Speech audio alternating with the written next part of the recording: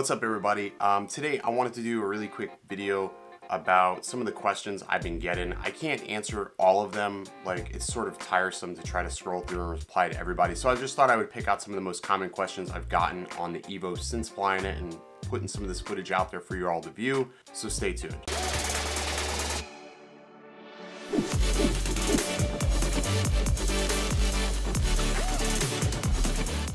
What is up everybody? Welcome back to Phones, Drones, and Tech. I'm Original Dobo. If you're new here, hit the subscribe button if you already haven't so you don't miss any of the future videos. I want to go ahead and give you some of my early thoughts. Again, this is not a review. I've seen people say, oh, this is poorly articulated. What feature does this? What feature does that? Chill the f***, okay? It takes a long time to make an assessment of a product, especially, if you've only had it for a little while. The other thing with tech is tech gets updates, which means it progressively can get better or it can get worse. That is something you need to remember anytime you're dealing with electronics. So chill out, give me some time to figure it out. Hopefully I'll have a full review before you get it in your hands or before it's available. Then you can decide whether you want this or something else. So first off, yes, it is very fast. I know I said stupid fast. Oh God, I said stupid fast. When I flew that drone for the very first time, it was the very first time. That's why I said first flight. I didn't know what to expect. So my reactions were very genuine to what I was experiencing. It was very agile, very fast. The controls were very sensitive and it was impressive. The props in the shot are going to happen with a 94-degree field of view. It's a very wide field of view, and not only that, the props are very large, so it's very simple to get them in the shot if you're not being careful or if you're running at full thrust and the gimbal pitch all the way up. It happens. I do it even with the Phantom. I've done it with the Mavic, so nothing really new there, so chill out. So the gimbal tilt, I didn't even reach out to Autel initially about it. I was going to, but Andrew immediately contacted me and said, hey, try compass calibration. Let's see if that fixes it. We have some software that's going to be pushing soon, so that should rectify it as well. This application, this firmware is not finalized firmware, so keep that in mind. This is not finalized, hence why I will not do a review as long as the app is not official. This is also why I'm not testing certain features, because the app is not official. I don't think that's fair to Autel, and I don't think that's fair to myself to put out a review on a product that's not 100% official. I'm just giving you guys some first looks, trying to answer as many questions so you can have a better assessment whether or not this is going to be right for you. The color is very saturated. It's either you like it or love it. You can tone it back, which is definitely a good thing. There are multiple color profiles, and I'll go through them all and try them all out in due time. I'm just testing it out and really trying to get a good feel for the camera. The gimbal is very smooth, minus the tilt. I think it's very smooth. There is no adjustment so far that I can find of the gimbal tilt. Like I can't adjust the speed or the roll. Or let me take that back. I can adjust the roll pitch, but I can't adjust the speed. So that's something that may be included later. People are flipping out that there's no 900 megahertz included for the transmission signal. There's only 2.4. I don't know what happened to the 900 megahertz. Maybe they decided it wasn't really relevant, although you can go further with it.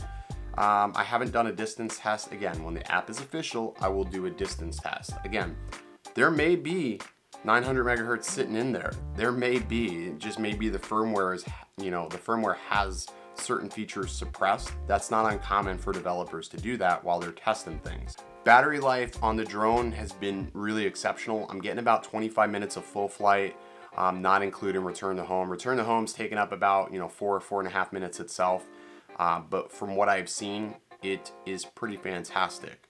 Batteries take about an hour and a half to charge to full capacity. If you are charging with the controller, it takes a little bit longer because that 50 watt max is split between the controller and the battery for the drone itself. It is 4300. Somebody asked me if it was a 4200 milliamp hour battery, and looking on the battery, the stamping says 4300. It's also really hard to test and do all these things with just one battery. I need another battery to be able to move these tests a little bit forward, so I will be getting another battery. Life is pretty fantastic. Been flying a lot, and I'm at 70%. The capacity is quite large on the controller. I will go into full details, full specs as soon as I publish my review video. Again, need to be patient.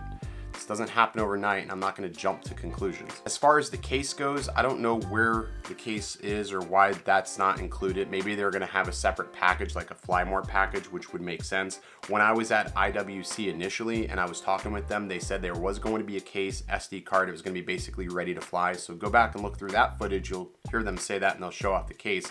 So that was my confusion. I was sort of like shocked. Like, it dawned on me all of a sudden, like, wait, where's the case? Not that it matters, because again, like I said, I wouldn't use it anyhow because it's just big, but it would have been nice for them to do that. But if they're going to have like a Flymore package, I totally understand that, and that's fine. Somebody also brought up hand catching Evo. They heard it speed up. Yes, it did speed up. When I grabbed it, I actually pulled it down before it was actually centering itself. So the motors sped back up again, because there is a setting that you can turn on for accurate landing. Basically, if it detects an object in its way, it'll try to move itself. So that's what it was trying to do, is trying to relocate or reposition itself. I did have that turned on, but finding in testing, if I just hold the stick straight down during landing, it will actually engage it to auto land, and you can just reach underneath it and you're fine. So I think I've got that worked out pretty well. Don't touch the props because ouch. Yeah, so there's a lot of questions. I know, and again, this video is just so raw, and I'm not scripting it. Guys, I never script any video. So something to keep in mind, I don't script videos. I just sort of, you know, gather a lot of information and just talk about it, because I feel like that's the natural thing to do. So as I see more, or you want to comment in the comment section of this video to try to like sort of house any questions, go ahead, feel free. But as of right now, overall, sans some of the little micro issues that I'm seeing, I'm very impressed with it. But I'm also going to be very fair on my review. I'm not going to be, you know, biased towards one brand or the other. I'm just looking at this from, well, what does a consumer feel is worth their $1,000? And so far, I really do like the quality of the drone. Again, you're either an Autel fan or you're not. So for the DJI fans that are out there, great. You like DJI, buy DJI. You like Autel, buy Autel. I don't know what to tell you. Anyways, that's going to do it for this video. I will talk to you again shortly. Be patient. I will test all the features that I can, but bear in mind, it is a beta app. So yeah, talk to you soon. Stay original.